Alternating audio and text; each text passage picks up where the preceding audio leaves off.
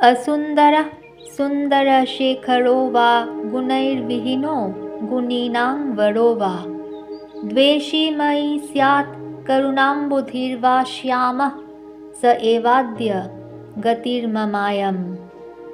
আমার প্রিয়তম শ্রীকৃষ্ণ অসুন্দর হন অথবা সুন্দর শিরোমণি হন, গুণহীন হন অথবা গুণীদের মধ্যে শ্রেষ্ঠ হন। আমার প্রতি তাঁর দেশ থাকুক অথবা তিনি কৃপাসিন্ধু রূপে কৃপা করুন, তিনি যেমন খুশি হন, তিনিই আমার একমাত্র গতি।